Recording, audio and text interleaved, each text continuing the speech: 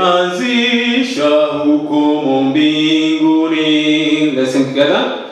Imeanzisha hukumu mbinguni, tutasimamaje pale apimapo Mungu hakimu kila wazo na tendo?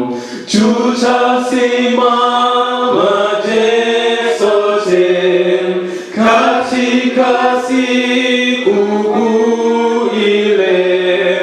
Dhambi zetu zitafutika ama zitatuangusha? Wametangulia wafu kupimwa, kitambo ndipo wahai watapokea neno la mwisho vitabuni mwa Mungu. Tutasimamaje sote katika siku kuu ile? Dhambi zetu zitafutika ama zitatuangusha? Tutasimamaje usiku ule? Siri zetu kila moja zafunuliwa toka vitabu. Yesu atusaidie. Tutasimamaje sote katika siku kuu ile? Dhambi zetu zitafutika ama zitatuangusha? Mahali tulipo tuinamishe vichwa tuweze kuomba.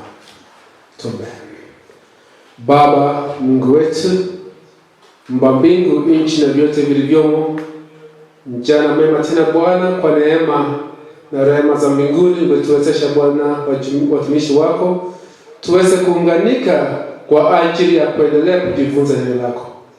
Umekuwa nasi kwa siku hizo sote ambazo zimepita, tumeuona mkono wako na kuona kazi nzuri ambayo umeifanya kupitia kwa mtumishi wako. Ni wakati mwingine Bwana, mtumishi wako anaposimama, tuomba umsamehe dhambi, umshike mkono na uweze kumuongoza. Yeye ni chombo tu, nena kwetu kupitia kwake. Na Bwana, inapokupendeza tuandae zote kwa ufalme wa mbinguni. Najua mbingu inafurahia watoto wako wanaponyenyekea mbele zako. Bwana, tukubali katika Yesu na kuamini. Amen. Good afternoon. How was your lunch? It was well, it was good, it was very okay. Welcome back. I want to welcome the servant of the Lord, that he may have the last program of our week of revival. I want to believe that God has a great plan for this church. So, mtumishi, karibu, tuweze kukaa tutulie, tuweze kubarikiwa pamoja. Mtumishi, karibu.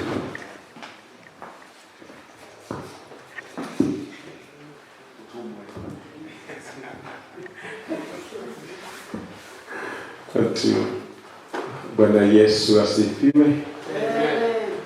Unajua ile za kwa salamu ya mwisho wiki. Bwana Yesu asifiwe. Haleluya.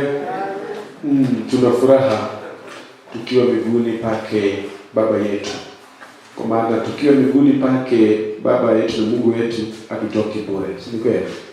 Tunalishwa, tunanyweshwa, tunafarijiwa, tunafanyiwa mambo yote. Kwa hivyo karibuni tena jioni hii kwa kipindi chetu cha mwisho cha juma hili la uisho. Tumejifunza mambo mengi siku baada ya siku, na hatuwezi kufanya marudio maana hakuna muda huo. Na vile niliahidi asubuhi, sai tutaangalia 1000 years ama millennium. Si kweli?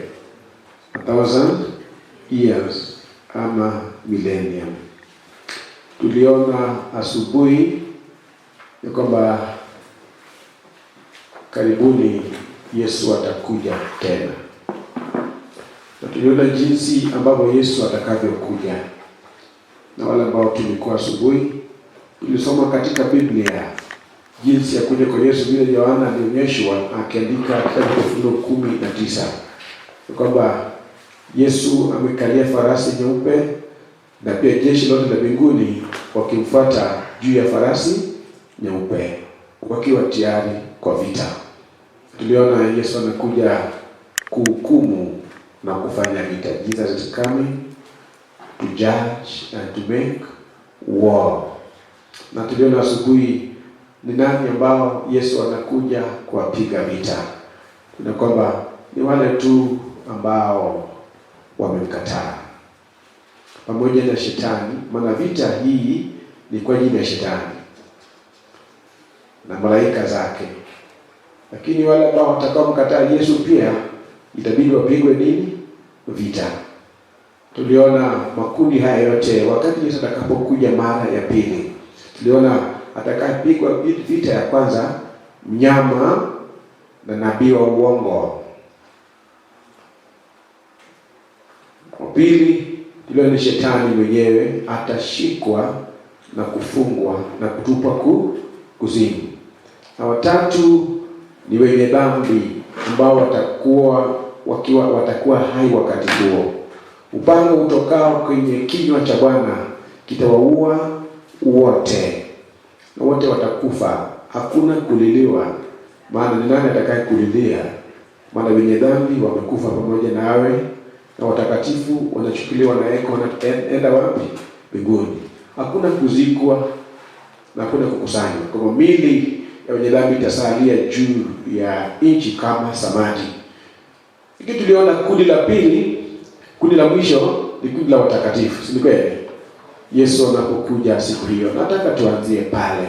Kitabu cha Isaya 25 sasa tusome pale. Isaya 25 aya yake ni 9.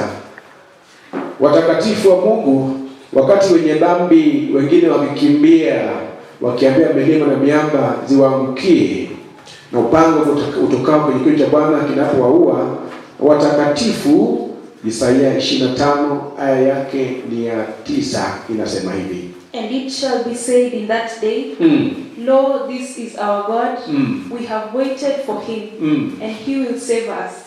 This is the Lord, we have waited for him, we will be glad and rejoice in his salvation. Hallelujah. And it shall be said in that day. Na siku hiyo watakatifu, watu wa Mungu watashangilia, watafurahia wakisema, tazama, huyu ndiye nani? Bwana wetu tuliyemngojea. Swali bado inabaki kwako na kwangu. Utakuwa katika kundi hili ambalo watashangilia wakisema, huyu ndiye nani? Bwana wetu tuliyekuwa tukimngojea. Na kuja kwake kwetu ni ukombozi. Kwa maana makundi haya mawili, kundi la kwanza kuja kwa Yesu kwao ni siku ya hasira ya Bwana, ni siku ambao ni kwao ni vita, ni siku ya kuhukumiwa. Lakini kwa watakatifu wa Mungu ni siku ya nini? Ya ukombozi wao. Haleluya. 1000 years. Unaposikia millennium maana yake ni 1000 years. Just like a century is how many years? 100 years. A decade is how many years? 10 years. So just like a decade, 10 years, century, 100 years. So millennium is 1000 years. So unaposikia kuhusu millennium, usishangaange sana. Meaning yake tu ni 1000 years. Ndio tunaangalia, je, 1000 years ama millennium imetajwa katika Biblia? Ndio. Na ina maana gani? maana watu wamefundisha mafundisho mengine tofauti kuhusu millennium, lakini kama mtoto wa Mungu unayesoma Biblia hufai kudanganywa ama kuchanganyikiwa, lazima uweze kujua ukweli. So kuja kwa Yesu mara ya pili, Yesu atakapokuja mara ya pili, hapo ndipo mwanzo wa millennium. Naomba nirudie tena uweze kuelewa. Yesu atakapokuja mara ya ngapi? Mara ya pili, hapo ndipo mwanzo wa millennium. Ndipo hesabu ya miaka 1000 inaanza pale. Kwa hivyo sidanganywa kwamba tunaishi kwa miaka millennium. Kuna watu wanafundisha kwamba sasa tunaishi kwa miaka ya millennium. No. Miaka 1000 millennium haijaanza bado. Kwa hivyo itaanza wakati Yesu akija mara ya ngapi? Mara ya pili. Kwa nini? Tulisoma asubuhi, na wacha turudie kitabu cha Ufunuo. Ufunuo 20 fungu lake la kwanza na la pili na la tatu. Revelation 20. It says, And I saw an angel come down from heaven, having the key of the bottomless pit and a great chain in his hand. Yes. And he laid hold on the dragon, that old serpent, which is the devil and Satan, and bound him 1,000 years, and cast him into the bottomless pit, and shut him up, and set a seal upon him, that he should deceive the nations no more, till the 1,000 years should be fulfilled, and after that he must be loosened a little season. Asante. Jana naona malaika akishuka. Na malaika huyo anaposhuka ana minyororo mikononi mwake na the keys to the bottomless pit. Ana ufunguo na minyororo. Kwa hivyo kazi ya minyororo ni kumfunga shetani. Kazi ya ufunguo ni kufungua the bottomless pit ili shetani ashikwe na kufungwa na kutupwa into the bottomless pit na tie sahihi. Are you together? Na Biblia inasema kwamba ili akae huko kwa muda gani? Kwa muda gani? 1000 years. Kwa hivyo 1000 years imetajwa katika Biblia, ndio. Inatajwa wakati gani? Wakati ambapo shetani atakaposhikwa na kufungwa na kutupwa kuzimu. Ni wakati gani huo? Ndio tumeona asubuhi. Ni wakati ambapo Yesu anapokuja mara ya pili, watakatifu waliokufa wanafufuliwa. Watakatifu walio hai wanabadilishwa kufumba na kufumbua.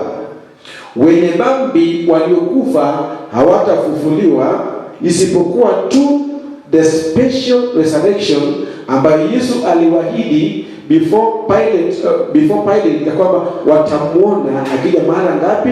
Mara ya pili. Naomba usiulize swali hiyo, maana sitaingia ndani kwa kusema, lakini naomba uchukue vile nasema. Are you together? Kuna kitu cha the special resurrection.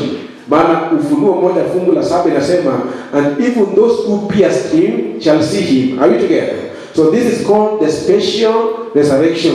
Wale tu ambao waliomkataa Yesu siku ile wakasema Barabbas afunguliwe lakini Yesu asulubiwe, wao waliomkataa siku hiyo, ndio Yesu aliwaahidi kwamba atakapokuja mara pili nao watafanya nini? Watamuona. So hii ni special resurrection ambao watafufuliwa wamuone yule waliyemkataa akishuka na utukufu. Tena baada ya kumuona utukufu, hiyo inawaua tena pamoja na wenye dhambi. Wanarudi wapi? Mavumbini, wakingojea after 1,000 years. Are we together? Yes. So 1,000 years inaanza lini? Watakatifu wanapofufuliwa ili wamlaki Yesu. Watakatifu walio hai wakibadilishwa ili wamlaki Yesu. Wenye dhambi walio hai wakiuawa ili waweze kuenda mavumbini na waweze kubaki kama samaki. Shetani anapofungwa, anaposhikwa na kufungwa na kutupwa kuzimu. This is the beginning of 1,000 years. 2 Peter chapter 3 verse 8. Kusoma. Petro 2:3-8 inasema hivi. It says,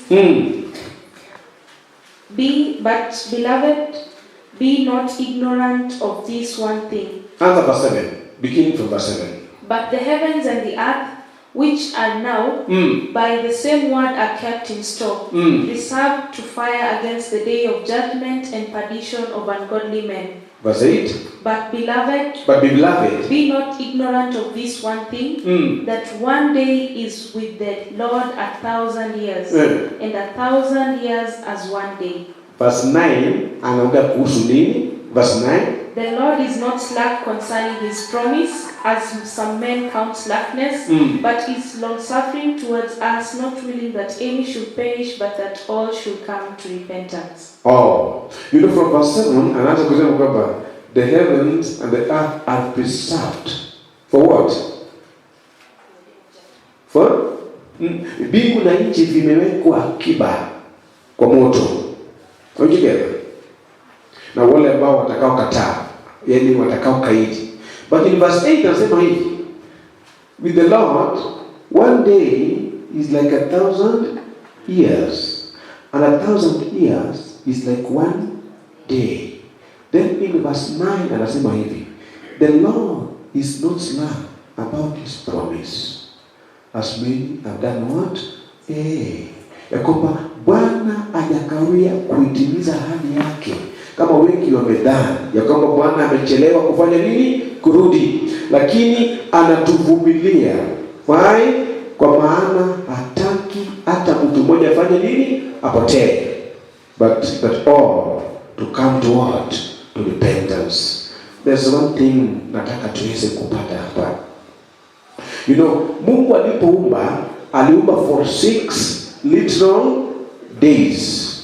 And on the 7th day, God rested, God sanctified the 7th day, and God blessed the 7th day. And he called that day his holy day. So creation took 6 literal days. The 7th day is the Sabbath day, the day of rest. Now get this. Peter anasema hivi, with God, one day is like 1,000 years, and 1,000 years is like one day. Nina macho anajaribu kueleza 6 literal days of creation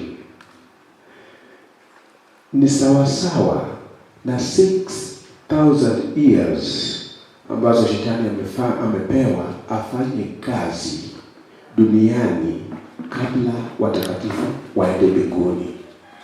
The 7th day of rest, the Sabbath, is the same as the 1,000 years millennium when we shall rest with God in heaven. Praise God. Kwa maana ni jambo ambalo ni mzuri sana. Ndio maana Sabato, Mungu alipoweka Sabato, that's what the Sabbath is, the seal of God.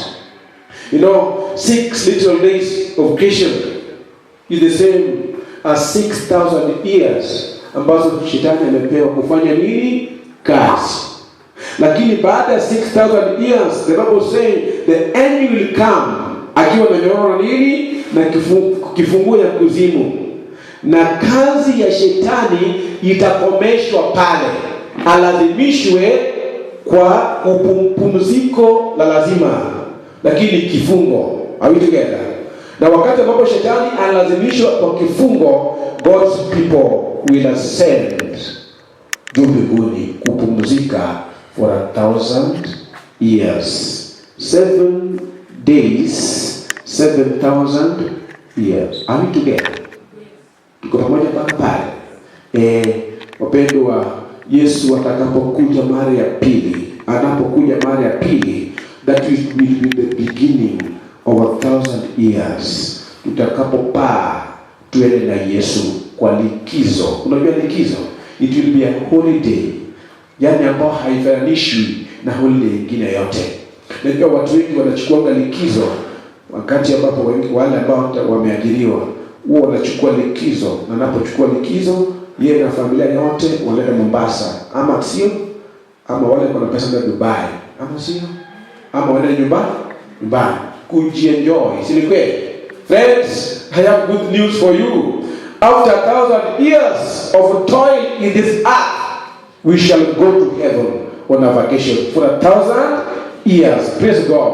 Tunaenda kufurahi pamoja na Yesu. Ndio maana Yesu akasema kwamba naenda kuandalia nini? Makao. In my Father's house are many mansions, and if it were not so, I would have told you, I'm going to prepare a place for you. Na baada mimi kwenda kuandaa makao, nitakuja tena ili niwakaribishe wapi? Kwangu, nilipo mimi nanyi pia mwepo. Yesu ameandaa mahali pazuri, mahali ambapo yeye kama bwana harusi atachukua mke wake, bibi harusi, mimi na wewe kanisa lake, tuende tupumzike na yeye for 1,000 years. Niulize swali sasa. Tangu mwanadamu kuuzwa, from Adam mpaka leo, mwanadamu gani amewahi ishi 1,000 years? Tell me. Nani anajua? Nani anajua? Tangu kuumbwa, from Adam mpaka leo, mwanadamu gani amewahi ishi miaka 1,000? Iko ela? Hakuna. Methuselah ambaye aliishi miaka mingi, aliishi 969 years. Huyo ndiye aliishi miaka mingi, hakumaliza 1,000 years. Lakini our holiday in heaven itakuwa zaidi ya miaka yote wanadamu wameishi dunia hii. That is called inaitwa holiday. Hiyo sio maisha ya milele. That's a holiday. Are we together? Are you getting what I'm going to say? 1,000 years. Hiyo ni mwanzo tu ya eternity. Tukae na Yesu juu mbinguni. Ndio maana nataka tuingie 1,000 years where? In heaven. Mahali ambapo nimeanzia na kwamba tuweze kujua inaanza lini. Inaanza wakati ambapo Yesu anakuja mara ya ngapi? Mara ya pili. Na atachukua kanisa lake, atachukua watakatifu wake. You know, wacha nisome fungu hili. Isaiah chapter 14 verse 16. Kwa nini shetani lazima afungwe? Vile ambavyo tumesoma in that verse. Why? Kwa nini shetani afungwe? The book of Isaiah. Nimesema Isaiah ngapi? 14 verse 16. Yes. 16. Verse 16. They that see you shall narrowly look upon you and consider you, saying, is this the man that make the earth to tremble? Is this the man that make the earth to tremble? Inaongea kuhusu shetani, Lucifer. He has made the earth to do what? To tremble. That did shake kingdoms. Na ameshake kingdoms. Endelea. That made the worlds as a wilderness. Amefanya dunia. He has made the world to be what? A wilderness. Angalia ulimwengu jinsi ilivyopendwa. The world is like a wilderness. Endelea. And destroyed the cities thereof. And he has destroyed the cities thereof. That opened not the house of his prisoners. That opened not the house of his prisoners. All the kings of the nations. Even. Which version is even? Umemaliza verse 16. Verse 16 and 17. 16. Verse 17. Yes. Which version is that? The King James version. Yours is King James version. Oh, come again. The last sentence. Verse 17. Verse 17. That made the worlds as a wilderness and destroyed the cities thereof. That opened not the house of his prisoners. That opened not the house of his. Na kushikia jambo hilo. Ni kwamba Isaya anaonyeshwa ni kwamba shetani for 6,000 years he has made the world to be like a wilderness. Are you together? He has done everything ambayo ninaweza kufanya. Ndio maana unaona dunia leo inakaa vile ilivyo. Ona the way we live in fear because of COVID-19, the work of the devil. Ona jinsi ambavyo watu wanahangaika na magonjwa, cancer, diabetes, hypertension, magonjwa ambayo yanatisha ulimwengu, HIV. The devil has made the world to be like a wilderness. The world sio mahali pa kufurahia. Kila siku tunaamka ni kilio, ni shida, ni huzuni, ni kutoa machozi. Hivyo ndivyo dunia ilivyokuwa. Na alafu anasema hivi, na amekataa kuwafungulia his prisoners together. That is what the devil has done for 6,000 years. He has made the world to be a prison for God's people. Bwana Yesu asifiwe, watu wa Mungu. Shetani amefanya dunia kuwa jela. Tunakaa kama tuko kanini kwa jela. And that's why baada ya 6,000 years Yesu anapokuja mara ya pili, God will open the gates of this prison so that his people can be free and go home. Watu Mungu, are we together? Narudia tena. Mwanzo wa 1,000 years tumekaa kwa jela for 6,000 years. The earth imekuwa ni jela kwa miaka 6,000. Shetani ametufunga duniani, hatuwezi kuondoka na kwenda. Kwa hivyo Mungu atafanya jambo ya kwamba dunia hii ambayo shetani ameifanya kuwa jela, watu wa Mungu wasiwe huru. Shetani mwenyewe atafungwa ili hii jela yake yeye abaki kwenye jela hii for 1,000 years and his people to be free and go home. Praise God. Kama kuna kitu cha pekee in this life is freedom. Kama kuna kitu cha thamani, if there's anything precious in this life, is freedom. Ni kweli? Wanaimba freedom comes tomorrow. Even our freedom comes when? Tomorrow. Inakuja. Wakati sana kuja mara ya ngapi? Mara ya pili. Shetani atafungwa. Na shetani anapofungwa tutafunguliwa. Ndio maana tulisoma asubuhi, ili shetani afungwe, jeshi la mbinguni yote itashuka. Linaposhuka kwa ajili ya vita, ili watu wa Mungu wafunguliwe kutoka jela ya nani? Ya shetani. Na shetani mwenyewe aweze kufungwa for 1,000 years. Are we together?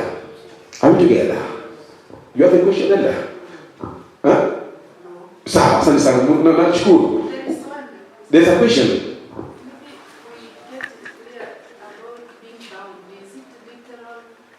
Hapo ndio naingia sasa. Being bound. Kufungwa kwa shetani maana yake nini? Asante sana dada kwa swali. Hapo ndio sasa tunaingia. Kufungwa kwa shetani maana yake ni nini? Tuko pamoja? Wakati kwenye pigo la 7 na wakati ambapo Yesu anapokuja mara ya pili, kuna mambo yatatendeka. Tuko pamoja? Na hii ndio inatengeneza hii jela ya shetani. Jambo la kwanza ambalo litatendeka ni hii. Matthew 24 verse 39 kama sijakosea.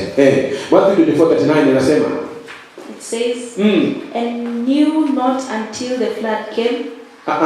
Verse 29. 24:29. 29 says, immediately after the tribulation of those days shall the sun be darkened. The sun shall be darkened. And the moon shall not give her light. And the moon shall not give a light. And the stars shall fall from heaven. And the stars shall fall from heaven. Why? And the powers of the heavens shall be shaken. And the powers of heaven shall be done what? Shaken. Nguvu za mbinguni zitatikiswa. Kwa hivyo jua haitatoa nuru, mwezi haitatoa nuru, na hata nini? Nyota. Maana yake nini? Kutakuwa na giza. Watu Mungu yatokea. Tuko pamoja? Hilo jambo la kwanza. Kwa hivyo kuna giza itakuwa ndio.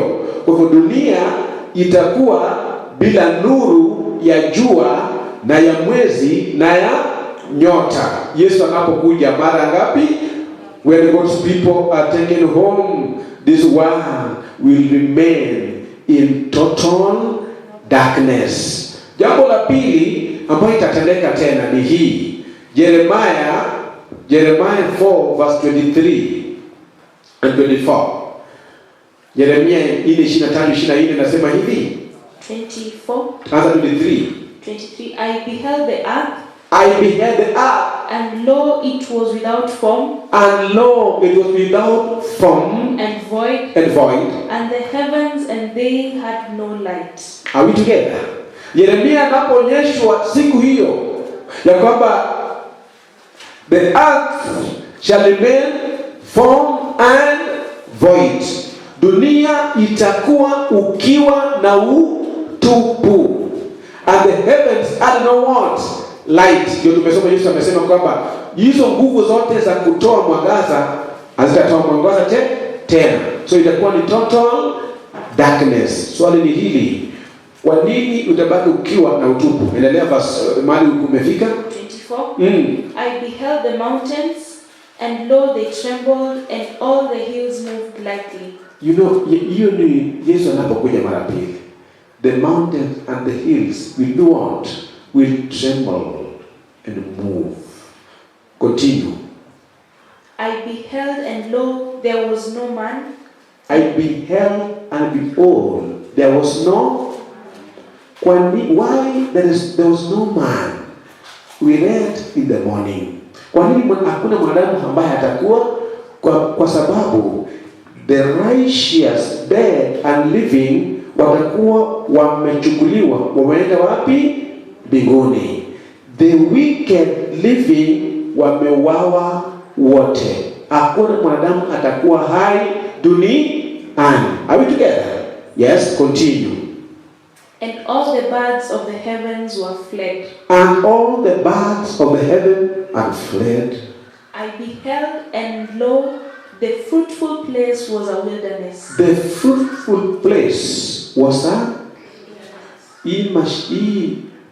mashamba ambazo tunasema the fertile lands duniani kote, they will all become fruitless. Then dunia itakuwa ni kama desert. Are we together? Like a desert. Dunia yote. Endelea.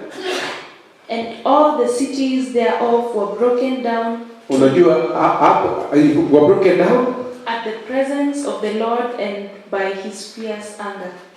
Wapendwa, mnaamini jambo hilo lakini? And all the cities of the earth were done what? Were broken down.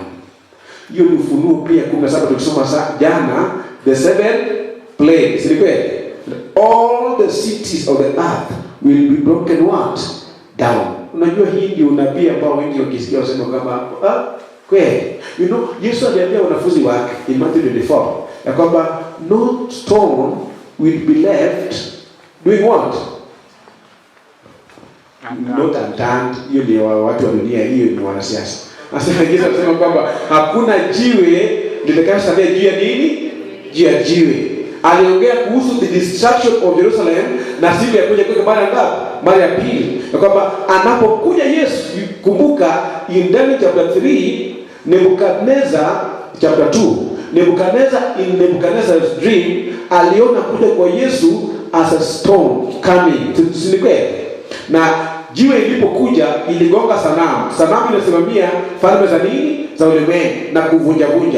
Yesu akasema hivi, wakati jiwe lililo hai, Yesu anakuja mara ya pili, hakuna jiwe litasalia juu ya jiwe. Maana yake nini? All the big buildings duniani zitabomoshwa na kuangushwa chini. Wapendwa, hii unaamini kweli?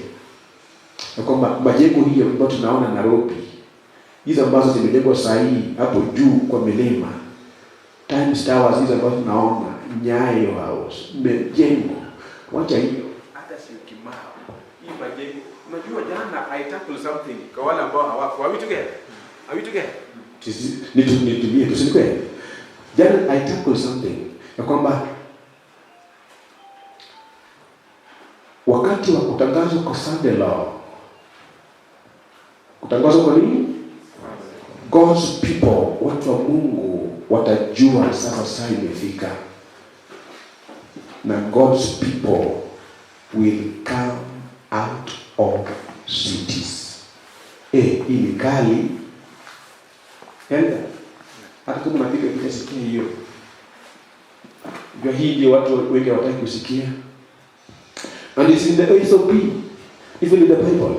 Wakati Sunday ile itakapotangazwa first in America, kabla haijakuwa universal, God's people will be forced to leave the cities. Mnapata mnipati? Ametoka. Why? Tulisoma siku ya jana. Kwa sababu inapotangazwa then kutatokea amri ya kwamba wale ambao hawana alama ya mnyama wasinunue wala kuuza. You know, the life in cities, you must buy or sell for you to live. Is that true? Is that true? So first, God's people, wale ambao watakaosimama imara, they will be forced to leave the cities. And nilisema siku ya jana, vile ambavyo Lot aliambiwa na malaika, run for your life. Usiangalie nyuma, run to the mountains. God's people will be forced to run to the mountains from the cities. Niliwaambia jana na katika Biblia, even Lot lingered. Lot alisita alipokumbuka mali aliyokuwa ametafuta kwa miaka mingi na ameinvest in the city of Sodom. Lot lingered. It forced the angels to get hold of his hand and take him what? Out. Many of us will be forced to come out of the cities. But what are we together? Najua hii injili watu walipendi, but this is the plain truth. Maana watu wa Mungu hawataokolewa ndani ya miji. That is the plain truth. Wataokolewa wapi? Milimani. Jesus said to his disciples, mtakapoona Yerusalemu imezungukwa na wajeshi wa Rumi, fanyeni nini? Kimbieni, tokeni. Kimbieni wapi? Milimani. So we will be forced first kukimbia ushago. Mateso yanapozidi kutufikia hata ushago, Mungu atakuwa ametengeneza mahali petu pa kujificha. Only God knows. Are we together? Are we together? And are we together? Mtu asitoke hapa aseme kwamba mhubiri alisema kwamba tuame miji. Sijasema muame miji. Are we together? Mseme kwamba unajua kuna watu wataka alisema kwamba tuame kutoka mjini. Na kuambia hivi, sahi kama unajenga, jenga. Tena jenga nyumba nzuri sana. But know that the time will come you will live. Are we together? You umesikia sasa? Wacha nisome kama nitaipata.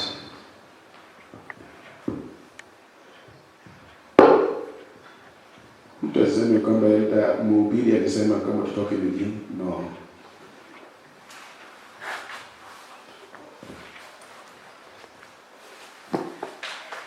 I think naweza kuipata.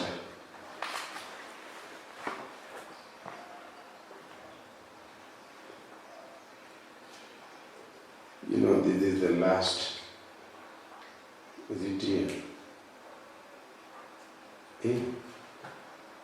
Kibati.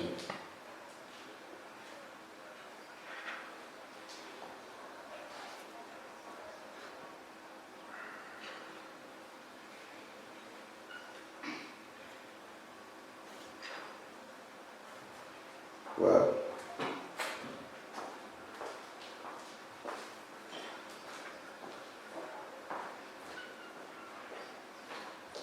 Nataka nigeti. Lakini ukweli ndio huo. Ya kwamba tutalazimika kufanya nini? Kuhama. And the point ambayo imefanya nirudi hapo ni hii point ya kwamba miji yote itafanywa nini? Itabomoshwa. All the cities of the world will be brought down. Kwenye pigo la saba. Ndio maana Mungu atakuwa ametoa watu wake ndani ya hizo nini?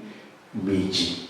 The place I was looking for inasema ya kwamba kwa nini watu watahama kutoka mijini? Kwa sababu lands ambazo walinunua mijini, properties ambazo walikuwa nazo mijini will be of no help to them. Are we together? Jamani, are you getting what I'm trying to say?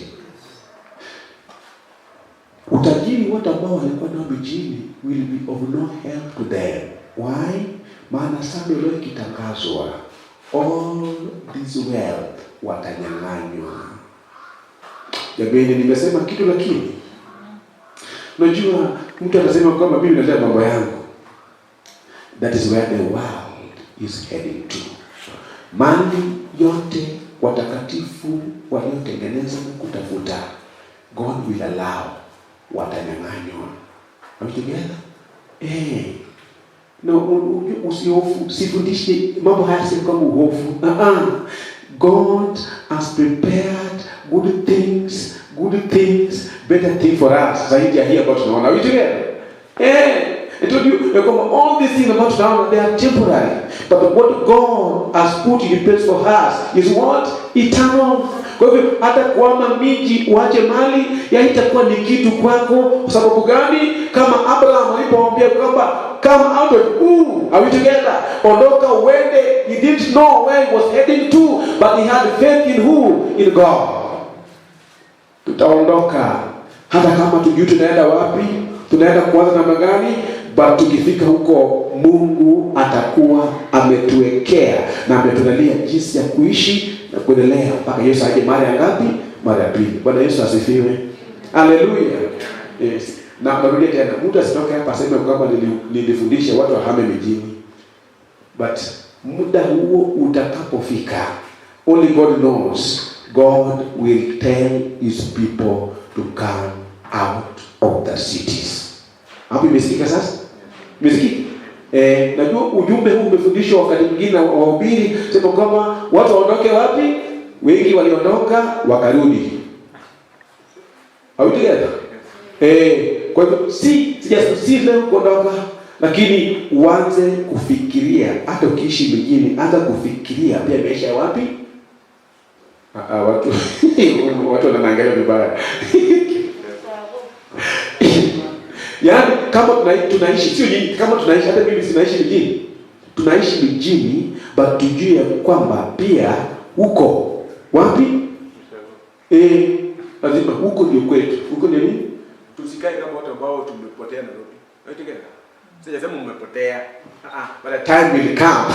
Sister said uliza. Unajua sijaingia millennium vizuri. Tunachanganyikiwa hapo. Is country living? Country living? And running to the... Yes. Country living. And running to the out of the cities to the mountains. Yes. Is it the same? Because I asked a friend and told me country living is not living the cities to the mountains. Yeah, because even life there has become more like the city. Yeah. Oh, nakupata. Yes. The question, swali lako ni nzuri sana. Country living and living out the cities ni kweli? Ni vitu viwili tofauti.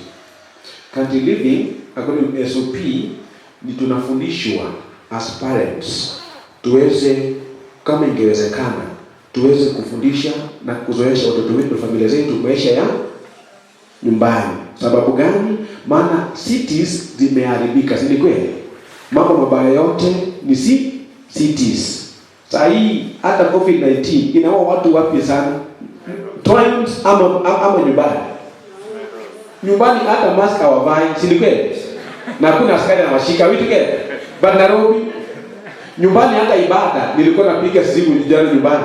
Nyumbani hata makambi wanafanya saa hii full time, morning to evening makambi. Are we together? Hapa jaribu. So ndio maana that is country living. Tunafundishwa kama ingewezekana tuzoeshe familia zetu wapi? Nyumbani. Maana hata hewa safi ni wapi? Nyumbani, sio Nairobi. Are we together?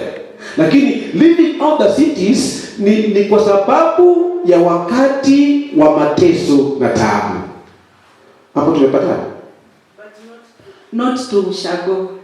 Not to ushago. Yeah, nasema hivi. Sio lazima tutakimbia kwenda ushago kwenu. But the thing is, wakati wa kutangazwa kwa Sunday law, kwanza utakapokuwa unatoka na utaenda wapi kama si kwenu? Kwanza. Sili kwenu kwanza utafikiria.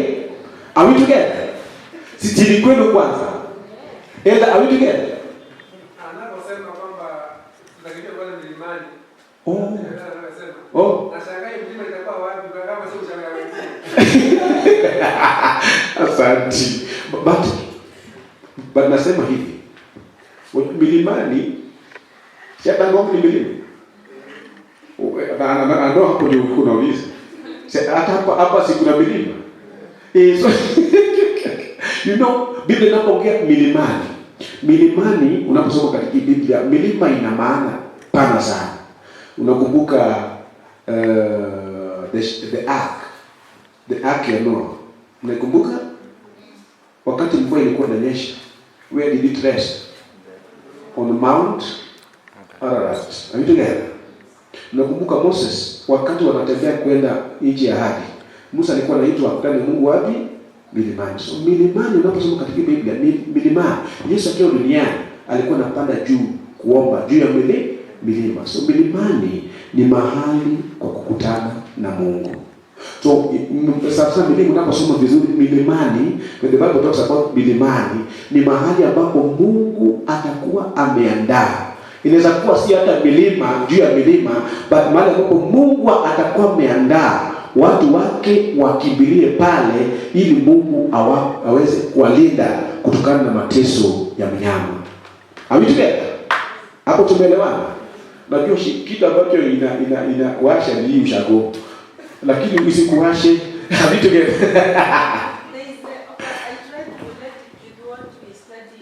Controversy. Yes. Where when they ran, are they wild dances? They were dances. Yeah, they were running to secluded places, Yes. not necessarily the village or Yes. their homes. Yes. So I try to imagine that time will be like that the time of the wild dances. No, asante sana. Mama nakupenda kwa sababu ya kutaka kujua zaidi na umesoma. You know, Mungu, God is all knowing. God is the beginning and the are we together? Mungu hana mwanzo na mwisho. Na tunapojiuliza sahihi, Mungu tayari katika mipango yake anajua mahali watoto wake ama watu wake watakimbia. You know, during the wild dances, now I think mnaweza kuni bear witness, wakati wa the dark ages, technology haikuwa imeendelea kama sasa. Are we together? But now with this technology ambayo iko duniani sasa, hata kujificha utajificha wapi sasa hii? Tuko pamoja? The world has become a global village because of technology. So vile ambavyo technology pia imeongezeka duniani, God who is all knowing and is beyond technology mwanadamu, yeye mwenyewe amekwisha jua mahali ambapo watoto wake watakuwa tena chini ya ulinzi wake. Hapo imeingia sasa. So ndio maana nisema kwamba si lazima iwe ni juu ya milima. Are we together? But it's a place kama the Waldenses walikuwa wanakutana in the villages, na wakati ambapo walikuwa wanafutwa into the villages, wanakimbia milimani hata chini in the caves. Are we together? So it is God who knows. Hapo sitaki kuambia kwamba tutakimbia wapi ama tutakimbia Mount Kenya, tukimbia Mount Elgon, tukimbia sijui wapi. Mungu ndiye anayefanya nini. But the message ambayo nilikuwa nasema ambayo kwa Biblia is opinion kwamba we will be forced to flee from that cities. Hapo tumeelewa sana. Hii nasema kwa nguvu maana sijui mambo yangu, na kama utanichukia because of that story yako, we will be forced. Amitiliana. But sijasema utatoka Syokimau. Maybe Syokimau Mungu ataandaa ndio watu wajifiche kama Mungu ataandaa, but nasema maana cities zote zitakomoshwa wakati sasa nakuja mara ngapi? Mara ya pili. Friends, kuna swali hapa ama tusonge hatua? Tutonge. Millennium. Kwa hivyo miji yote, kwa swali ilikuwa ni kwamba kwa nini shetani atafungwa? Je, itakuwa ni kifungo ambacho ni physical kifungo, si kweli? Hapana, sio kifungo hicho. Ndio maana tulikuwa kwamba dunia itabaki ukiwa tena utupu. Giza kubwa liko juu ya dunia, giza kubwa. Hakuna jua, hakuna nyota, hakuna mwezi. Wanadamu wote hakuna duniani. Kwa hivyo shetani atabaki katika ulimwengu huu ambao ni giza totali. Mwanzo 1 fungu lake la kwanza na la pili, vile ambavyo ilivyokuwa kabla Mungu hajaumba kitu chochote. Nasema hivi, Genesis chapter 1 verse 1 and 2. Genesis chapter 1 Verse 1 and 2. it says, In the beginning God created the heaven and the earth, and the earth was without form and void, and darkness was upon the face of the deep, and the Spirit of God moved upon the face of the waters. And the earth was without form and void, and darkness was upon the face of the deep. Are we together? Hivyo ndivyo ilivyokuwa kabla Mungu hajaanza uumbaji from day one. Dunia ilikuwa utupu na ukiwa na imejaa giza. Hali hiyo itarejeshwa tena wakati Yesu anapokuja mara ya pili. Dunia itabaki tena ukiwa na utupu na imejaa nini? Giza. Shetani atafungwa katika jela hiyo. Jela gani? Dunia ambayo ni ukiwa na utupu. Kwa nini? Tulisoma Revelation 20 verse 2. Kwa maana, kwa nini inaitwa jela sasa? Kwa maana kazi yake, hata kuwa na freedom ya kufanya kazi ya kazi yake ni gani?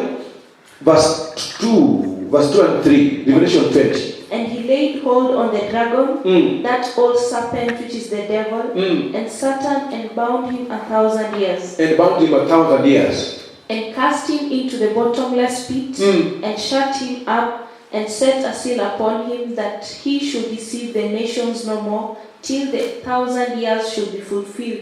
And after that he must be loosed a little season. Asante. That he should deceive the nations no more. Kwa hivyo kazi ya shetani ni kazi gani? Ni kudanganya walimwengu. Kwa hivyo hiyo kazi atapokonywa, that freedom ya kudanganya watu. Kwa hivyo atabaki duniani bila mtu wa kufanya nini? Wa kumdanganya. Kwa shetani hiyo Mungu anasema kwamba ni jela. Atakaa kwenye jela for 1,000 years. Friends, allow me to take niweze kuchukua sasa mbinguni. Duniani shetani amefungwa for 1,000 years. Mbinguni mimi na wewe tutafanya nini? Na hapo ndipo nafurahia maana Yesu anaposema kwamba ameenda kuandaa makao haya ni halisi na ni kweli. Kitabu cha Ufunuo hiyo anza na hapo fungu lake la 4. Juu mbinguni nini ambacho tutafanya for 1,000 years? And I saw thrones, and they sat upon them, and judgment was given to them. And I saw thrones, and what? They sat upon them. They sat upon them. Watakatifu tukifika juu mbinguni, Yohana kaona he saw thrones, and we will sit upon the thrones. Niulize swali, duniani hivi leo, who sits upon the throne? Kenya hii, who is seated upon the throne? President. Are we together? Nataka mpate hii vizuri. You know, it is kings, presidents, rulers who sit on what? On thrones. The Bible says, when we get to heaven, we will sit on the thrones. Are we together? And we will reign with Jesus for 1,000 years. Jesus as the King of Kings. We will reign with him as kings. Niite kings ama princesses ama princess? I don't know. The term utatumia ni gani? Lakini what brings joy to me? Hebu angalia Kenya leo. Kama kuna kiti, if there's a throne inang'ang'aniwa Kenya hii, mpaka watu hata wanaweza kuuawa ili mmoja aingie kwenye that throne, with the throne juu pale, the house on that hill. Are we together? Nakumbuka ya kwamba that throne mtu anaing'ang'ania na anaikalia for how many years only? 5. Na ikiwezekana tena arudie how many years again? 5. 10 years kulingana katiba ya Kenya. Unaona watu wanang'ang'ana, wanatumia mali zao zote, wanatumia uwezo wote, wanatumia nguvu zote ili mtu akalie the throne ya dunia hii. Friends, when we get to heaven, we will sit on thrones, not for 5 years, not for 10 years, but for 1,000 years. Praise God.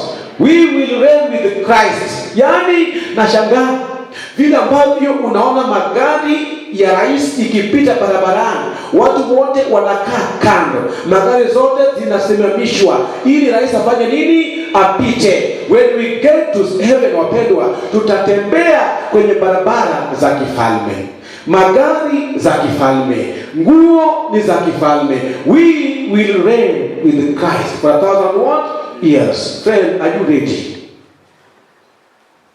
Unaenda mbinguni kweli kwa mfalme, tukalie viti vya kifalme. Na jambo la pia sema kwamba and judgment was given to them. Yes. Tutahukumu. Na ndio maana kuna vitabu mbinguni. So when we get to heaven, questions will be asked. Na nimefika mbinguni, kwa nini Elda simuoni na vile alikuwa kibelebele kanisani? Sijasema wewe ni kibelebele Elda, lakini vile ambavyo tulimjua. The question will be asked. Na Mungu ambaye alituhubiria usiombe nikose mbinguni, omba nifike mbinguni. Hebu together. But nikikosa, question will be asked. Na Mungu ambaye alituhubiria ako wapi? Then the books will be opened. Na books zikiwa opened, maisha yangu yote itakuwa inaonekana ni kama sinema, jinsi ambavyo ilikuwa nikihubiri mchana na usiku nakimbia uchi. Mimi si mchawi, natoa mfano. Together. Nilikuwa nahubiri mchana, usiku mimi ni nani? Ni mchawi. Nahubiri mchana, usiku mimi natembea na wake za watu. Nahubiri mchana, usiku tabia zangu. Books will be opened. Pendwa, hata malaika ambao walianguka tutawahukumu.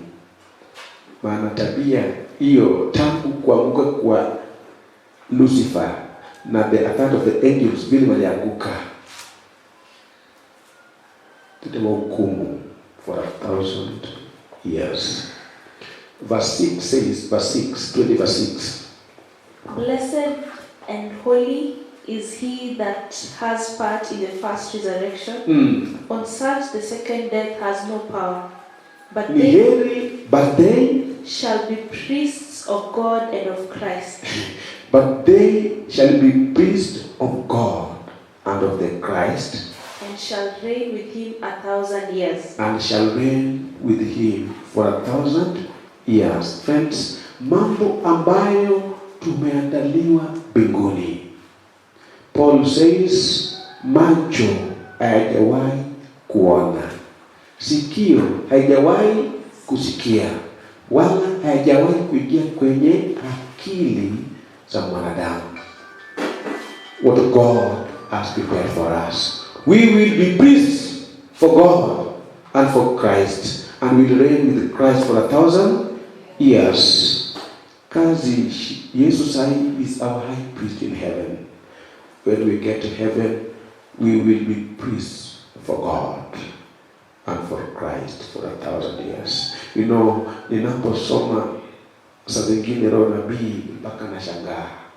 Ninaposoma the Desire of Ages, nasema saa zingine page naweza kosa kuambia saa hii maana sikumbuki kila page. But sister watu nasema hivi, kama the plan of salvation after the fall of man imemfanya mwanadamu kuwa more close to God than he was before he fell. Mwae kusoma hii? Mpaka ya wokovu. Ya kwamba tutakapokuwa mbinguni, yani sitting next to who? Next to who? Reigning with who? With Christ for 1,000 years. Muda wetu unaendelea kuisha. Wacha nisome another thing. Tukifika juu mbinguni tutafukua namna gani? Kitabu cha John chapter 17 verse 24. Na hii Yesu anaomba. John 17:24 says, Father, I will that they also, whom you have given me, be with me where I am, that they may behold my glory, which you have given me, for you loved me before the foundation of the world. Yesu anaomba, Father, I pray, naomba Baba wawe pamoja nami mahali nipo. Friends, tuko pamoja?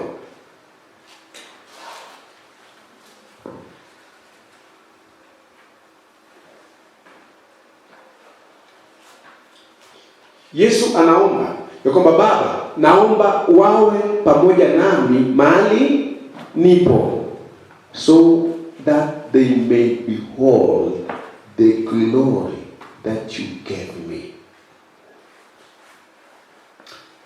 Have you ever beheld the glory of Christ? Hakuna. Kuna mtu ambaye kuona that glory? No. Yesu aliomba kama Baba, naomba wawe pamoja nami. So when we get to heaven, we will behold that glory of Jesus Christ. Na hapa ndipo kisa cha ukombozi itakuwa ni sayansi ya milele. You know, tukifika juu mbinguni ndipo tuone upendo wa agape. Upendo wa ni agape, sio? Upendo wa Mungu. Upendo ambao ulifanya Yesu. Tutaangalia kiti ambacho Yesu alikiacha. The glory ambao aliacha juu mbinguni, ili aweze kushuka chini na kuzaliwa tu kama mtumwa tu. Mtu ambaye alidharauliwa na kukejeliwa na kutendewa maajabu. We will behold that glory. Ni upendo wa namna gani ulifanya akaacha hiyo na kuja kunitafuta na kuniokoa mimi. We will behold that glory. Na for 1,000 years nitakuwa nikisema mbinguni pake Yesu, kweli mimi bila Yesu si kitu. Are we together? Kama sio Yesu hatutafika mbinguni. Kama sio Yesu tungepotea milele. Yesu akaomba, Father, I pray that they may be together with me to behold my glory. So for 1,000 years in heaven, we will behold that glory of Jesus Christ. Pendwa, na saa hiyo, when we are beholding his glory, sisi pia tumekuwa glorified. Are we together? To be like him. When you have salvation has 3 stages. Justification, that was done on the cross. Sanctification, what is going on now. And glorification. Because when he comes for the second time, we shall see him as he is. Right? Tutakuwa tumekuwa glorified. To be like him. Tutamwona. Na mbinguni tutatazama sio utukufu huu halisi, utukufu wake. Baba wapendwa, ungependa kufika mbinguni, unatamani kutazama utukufu wa Kristo, utukufu wake hasa, utukufu wake ungependa kutazama, tufike wapi? Mbinguni. Naomba karibuni nyumbani. Haleluya. Karibuni mbinguni, karibuni nyumbani. Mpendwa, usibaki duniani. Usibaki dunia hii, usibaki hapa. Hapa kuna huko ndio yenyewe. Mahali ambapo nilikuwa natafuta ni sababu unajua namaliza leo. Tunamaliza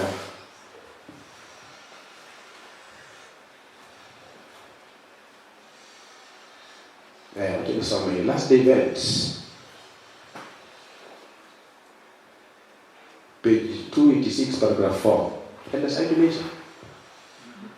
Bado kidogo kabisa, asante. Page 286 paragraph 4, last events. Nasema hivi, glory indescribable. Are you together? I saw the exceeding loveliness and glory of Jesus. Praise God. Hii ni Sister White alipopelekwa juu mbinguni katika njozi, katika roho. Sema hivi, I saw the exceeding loveliness and the glory of Jesus. His countenance was brighter than the sun at noonday. His robe was whiter than the whitest white. Friends, hii ndio mliona mnatazama. How can I describe to you the glories of heaven and the lovely angels singing and playing upon their harps of 10 strings? So how can I describe it to you? What she saw is indescribable. The wonderful things I there saw, I cannot describe. Oh, that I could talk in the language of Canaan. Praise God. Then could I tell a little of the glory of the better world. Page 287, paragraph 2. Language is altogether too feeble to attempt a description of heaven. As the scene rises before me, I am lost in amazement. Carried away in the surpassing splendor and excellent glory, I lay down the pen and exclaim, oh, what love, what wondrous love. The most exalted language fails to describe the glory of heaven or the matchless depths of the Savior's love.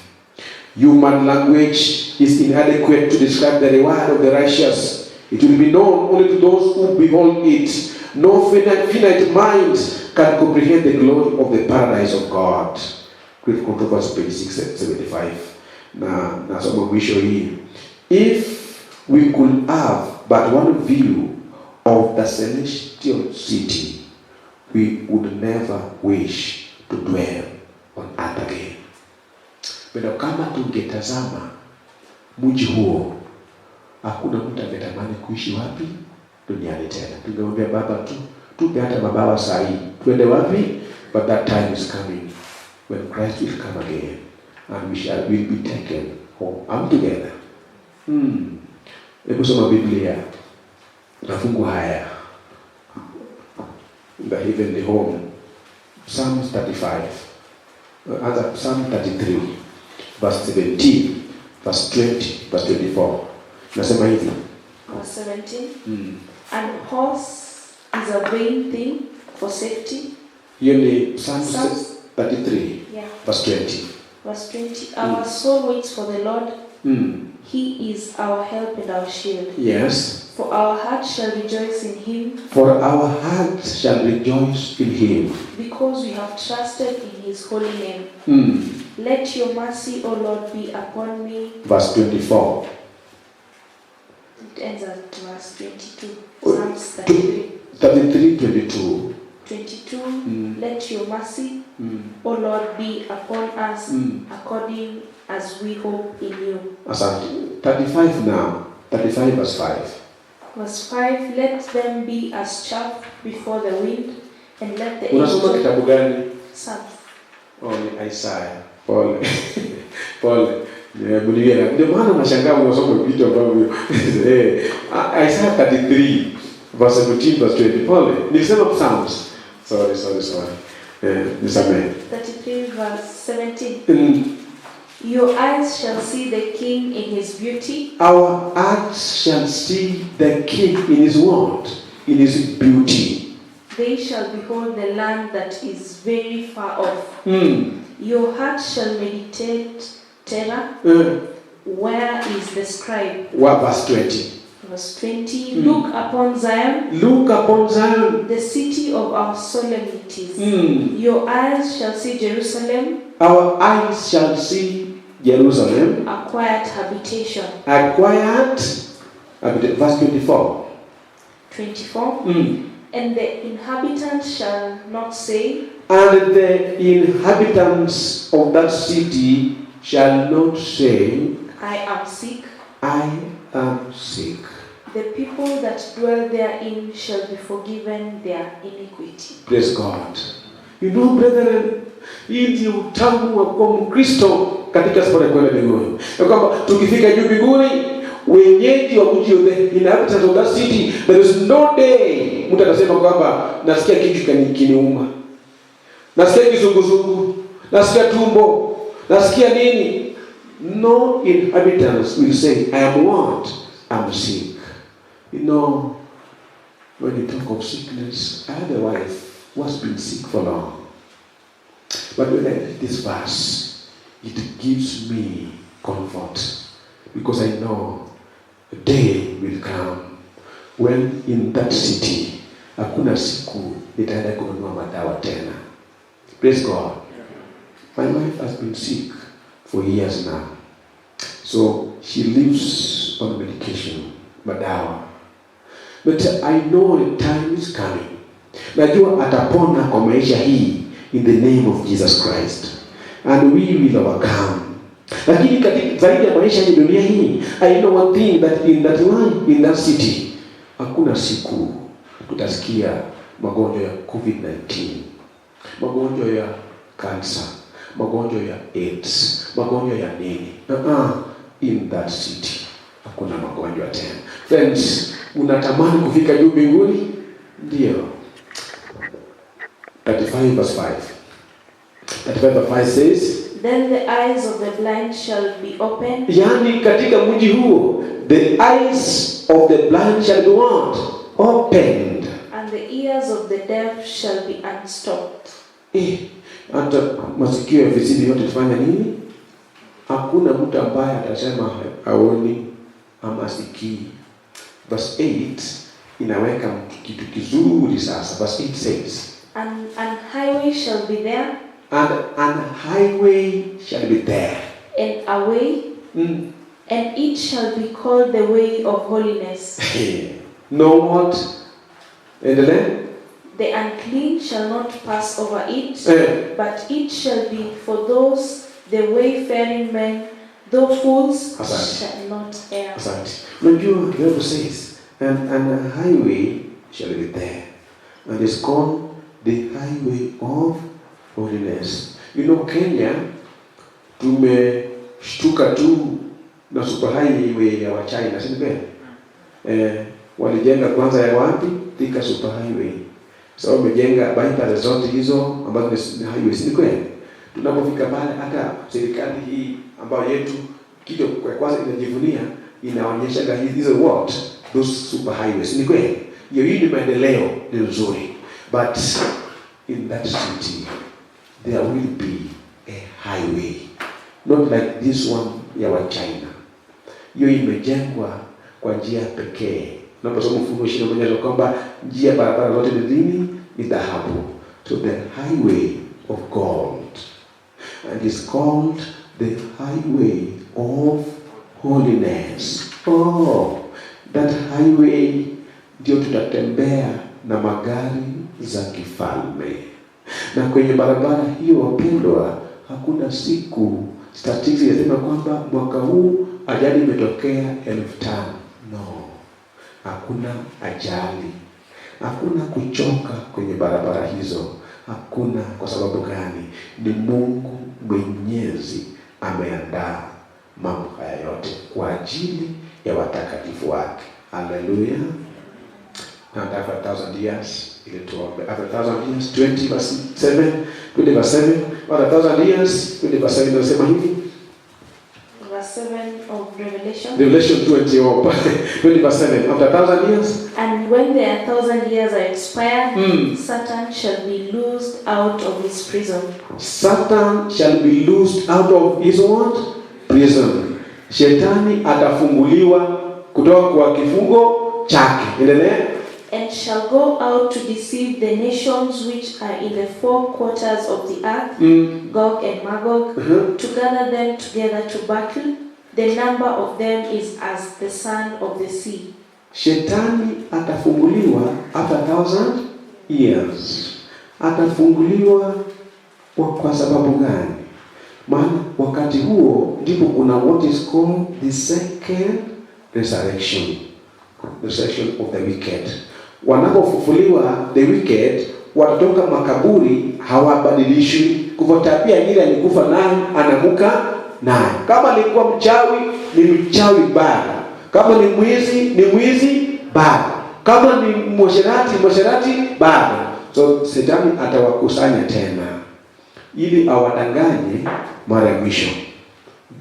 Wanga wa kwanza na magani atawaambia ni mimi kwa uwezo wangu nimewafufua. Na hiyo ni uongo. Kwa nini? Shetani ana tena the keys of death and Hades. Are we together? Yesu alipokufa na alipoingia makaburini na alipofuka, alimnyang'anya Shetani the keys of what? Death and Hades. Ndio maana hakuna mtu Shetani anaweza kumfufua from the grave. Mtu asikudanganye. Shetani kitu anafanya ni kujigeuza kwa sura ya aliyekufa. But akawezi akafufua aliyefanya nini? Aliyekufa. Yesu anapokuja mara pili ndiye ana ufunguo ya kuzuia. Wanapofufuliwa mara ya pili ni Yesu atafanya nini? Atawafufua ili wapokee ijara yao, wapokee so that they can receive their reward. Reward yao is for the wages of sin is what? Death and eternal death. Are we together? Shetani atawadanganya awakusanye Gog and Magog. Biblia inasema hivyo. Then watafanya nini? Verse 8 umefumaliza. Verse 9. And they went up on the breadth of the earth and compassed the camp of the saints about. And the beloved city, and fire came down from God out of heaven and devoured them. And the devil that deceived them was cast into the lake of fire and brimstone, where the beast and the false prophets are, and shall be tormented day and night forever and ever. Umemaliza. Mpendwa, hiyo ndio Biblia inayosema kuhusu 1,000 years na baada ya 1,000 what? Years. What will happen? Atawadanganya wenye dhambi. Wamefufuliwa. Wakati ambapo wanafufuliwa, the city of God, the New Jerusalem, inafanya nini? Inashuka juu mbinguni, inateremka. Nani wako ndani?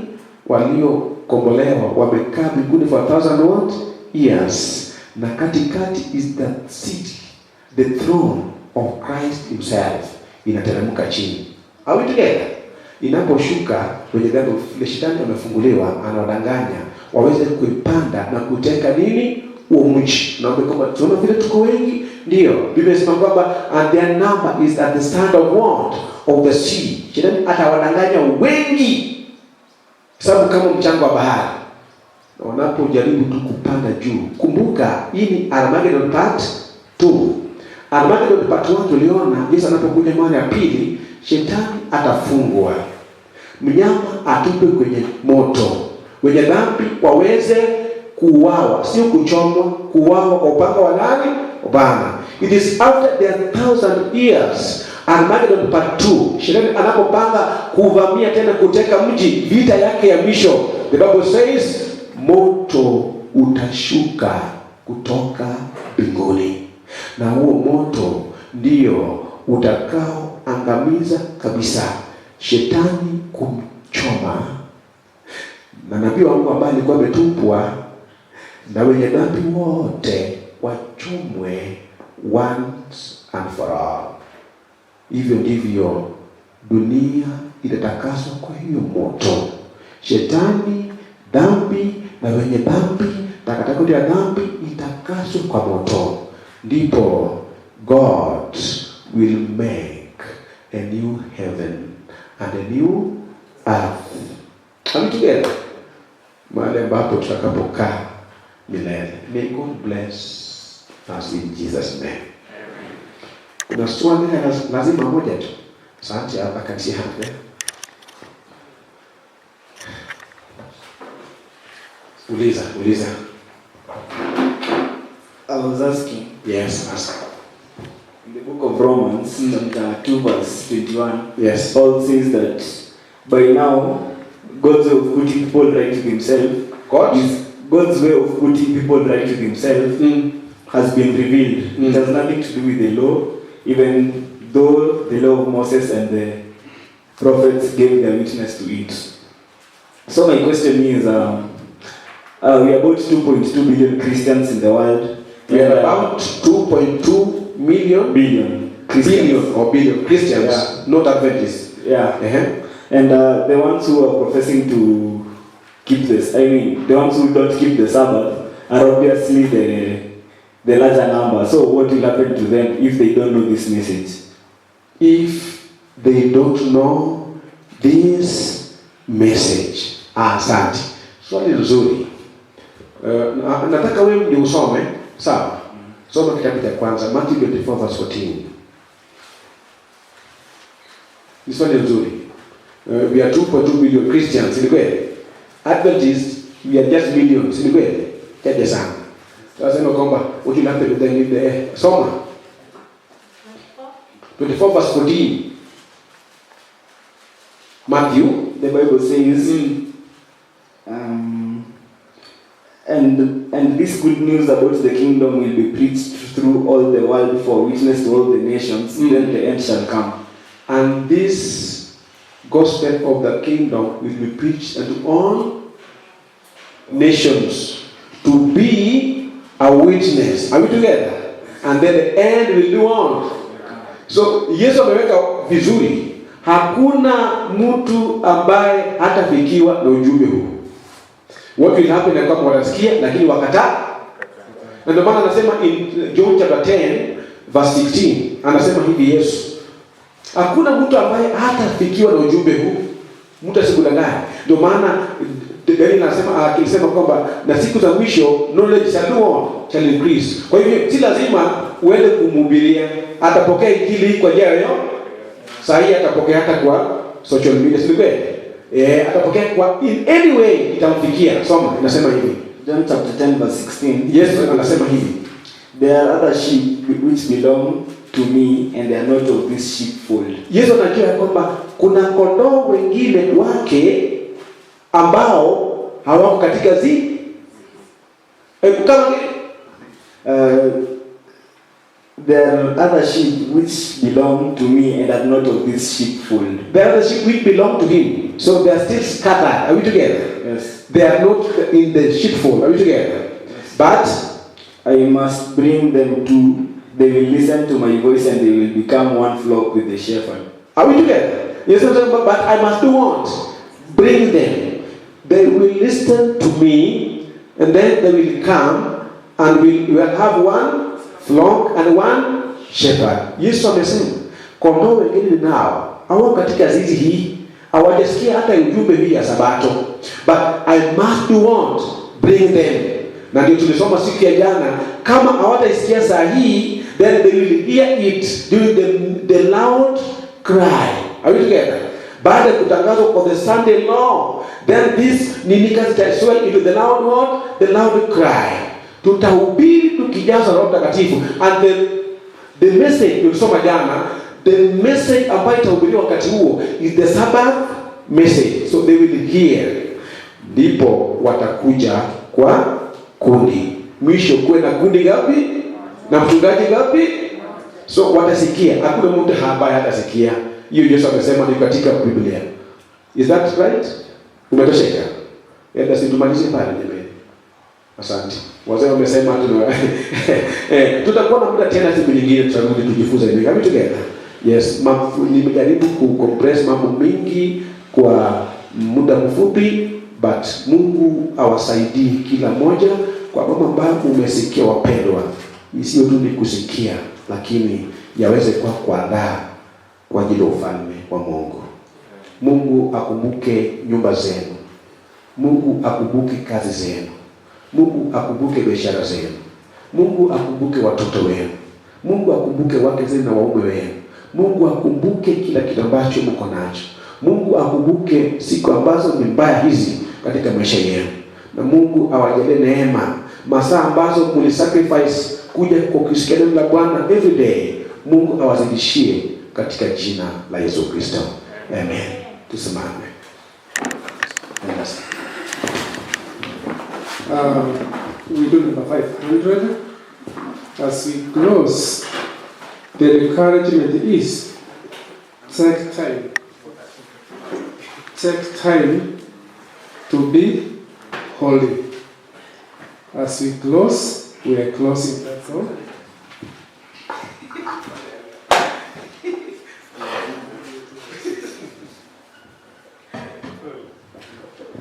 Take time to be holy.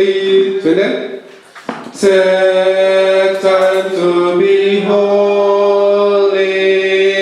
Speak on with thy Lord. Abiding in always and feed on His word. Make friends of God's children. Help those who are weak. Forgetting nothing, His blessings to sing. Take time to be holy. The world rushes on. Spend much time in sacred, sweet Jesus the Lord. But looking to Jesus, like Him thou shalt live. Thy friends in the corner, His likeness shall see. Take time to be holy. Let Him be thy God. And cannot before Him whatever betide. In joy or in sorrow, sing for thy Lord. Looking to Jesus, stay just in His word.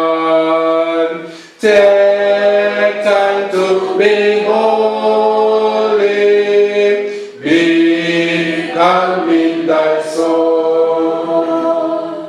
Each thought and each motive being in its control.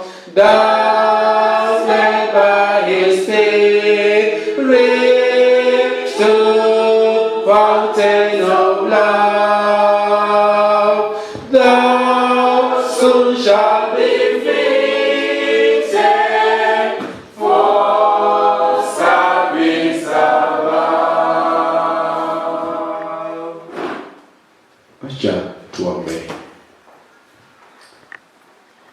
Mungu na Baba yetu, sisi ni watoto wako. Kwa uumbaji sisi ni wako, na kwa ukombozi sisi ni wako. Ndio maana ulitupangia juma hili ili tuweze kujumuika miguuni pako unapotufundisha mambo ya ajabu. Baba, asante kwa mpangilio huu kupitia kwa wazee wa kanisa, kwa viongozi wa pastoral ministry, ili juma hili ambalo lilikuwa hiyo ya makambi liweze kuwa juma ya uhuisho na maombi. Mungu, unajua ni sababu gani ulipanga juma hili. Na mimi sikujua, maana wiki hii nilikuwa Kisumu kwa makambi, lakini nilipanga kwamba sitakuwa Kisumu, nitakuwa Syokimau East. Na Mungu, kwa sababu yako mwenyewe ulitujumuisha hapa ili tuweze kupokea baraka zako. Asante kwa yote umetufundisha juma nzima. Asante kwa kila neno ambalo umetunenea hapa. Asante kwa watoto wako ambaye umewaleta kila jioni. Asante kwa watoto wako ambaye wamekuwa wakifuatilia ama kusikiliza kupitia kwa mtandao. Asante kwa kila mmoja ambaye amehusika ili kazi hii iweze kufanikiwa.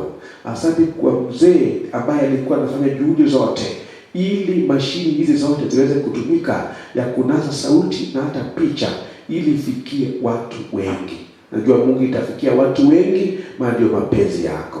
Baba, asante kwa kila mmoja ambaye alihusika kufanikisha kazi hii. Tunajua Baba ya kwamba tusipopokea zawadi yetu katika maisha hii, kuna zawadi ya maisha milele ambayo umetuandalia. Naomba Mungu, utakapokuja na ufalme wako, kila mmoja wetu tuweze kupokea uzima wa milele. Tuishi nawe kwa miaka 1000 mbinguni vile tumesoma, tukiutazama utukufu wako Kristo Yesu, tukitawala pamoja na wewe kwa miaka 1000, tukiwa juu mbinguni, tukitembea kwenye barabara za kifalme, barabara za dhahabu, tukivaa jombo za kifalme, tukiangalia uzuri ambao umepita lugha ya wanadamu kueleza. Mungu, haya yote ambayo umeandaa kwa sababu ya watakatifu wako, nasi pia yasitupite. Siku hiyo tuwe na wewe juu mbinguni utakapotusimulia kisa cha ukombozi wetu. Baba Mungu, naomba kwa ajili ya pastor ya district hii, Pastor Machuma, akiwa nyumbani, walikuwa na msiba, na muombea pamoja na familia yake, uweze kumlinda na kumtunza mpaka atakaporudi na nyumba yake na kazi kubwa ambayo umempatia ya kuchunga kondoo wako. Naomba kwa ajili ya first elder wa kanisa hii na wazee wote wa kanisa hii, kila mmoja Baba, unapozuru nyumba ya watumishi wako, usipite nyumba zao. Ubariki wake zao, ubariki watoto wao, ubariki biashara zao, ubariki kazi zao, uwabariki wanapotoka na kuingia. Na Mungu, hata washangae wanapota ni baraka zako, maana wewe ni Mungu unayetimiza ahadi zako. Naomba kwa ajili ya wamama wa kanisa hili, Mungu wakumbuke kila mmoja Baba, kwa kujitolea kwao na kujitolea kwa ajili ya kazi yako. Mungu wakumbuke kila mmoja, ubariki kazi zao, biashara zao, nyumba zao, kila kitu chao. Na Mungu uwape tumaini hili ya kwamba ujapo mara ya pili watakuwa na uso kwa uso. Kumbuka vijana wa hii kanisa, Mungu, na waleta kwako kipindi hiki kibaya ambao shetani amemwaga giza duniani. Anataka vijana waweze kupotea katika raha ya ulimwengu huu. Na waombea vijana hawa na wasichana hawa ya kwamba Mungu uwakinge mbali na hila za mwovu shetani, ili wakutegemee wewe, waishi ndani yako, waseme hapana kwa dhambi, wasimame na ukweli wako hata kama ulimwengu unaanguka. Na Mungu uwajalie katika maisha yao sasa na hata ya milele. Kumbuka hata watoto wa hii kanisa, wale wako hapa na wale ambao wako nyumbani, Mungu wakumbuke kila mmoja. Baba, naomba kwa wale ambao wamekuwa kitazama mambo haya wakiwa nyumbani na wale ambao watakao kufuatilia baadaye, Baba, iweze kuwa ni chemchemi ya uzima ndani ya maisha ya kila mmoja. Siwezi kusahau nyumba ya mzee ambaye iko next to kanisa hii. Imekuwa ni mahali ambapo watumishi wako wanapata chakula na hata kinywaji, wanapata kiburudiko wanapokuja kwa kazi yako. Mungu, nakumbuka Yesu, nyumba ya Lazaro na dada zake, hapo ndipo ilikuwa ni mahali pako. Usiku baada ya kazi ulikuwa naenda pale na ukafanya urafiki na nyumba hiyo. Nakumbuka mambo ambayo ulitenda kwa ajili ya familia hiyo, hatuwezi kueleza. Nyumba ya mzee huyu uikumbuke, na mke wake na watoto wake. Na vile niko hapa next to the church, iweze kuwa ni mahali ambapo watumishi wako wakikuja hapa watakuwa wakiingia na kupata vyakula na vinywaji, maana itajaa na chakula tele siku zote. Na kila mmoja wetu pia utufanyie mambo haya, maana wewe ni Mungu. Nakumbuka Elda ambaye aliyeniita, mkumbuke na nyumba yake pia na watoto wake, japo jina lake huwa nasahau, lakini Mungu mkumbuke, maana wewe ni Mungu. Baba, siwezi kukumbuka kila mmoja, na wewe unajua Mungu usiyesahau, usimsahau hata mmoja. Kwa jumla, kwa mama ambao wako nayo, makambi iko mbele, Baba wabariki wanapopanga makambi. Wako na ujenzi wa kujenga hekalu lako, Baba wabariki zaidi ili waweze kujitoa zaidi na kufanya hili kanisa liweze kuisha, liweze kuwa mahali pa ibada kwa watu wengi, na kwa ajili ya utukufu wa jina lako. Tutakapoachana jioni hii, Baba, uweze kuwa pamoja nasi sasa na hata milele, katika jina la Yesu aliye Bwana na Mwombezi wetu. Amen. Amen.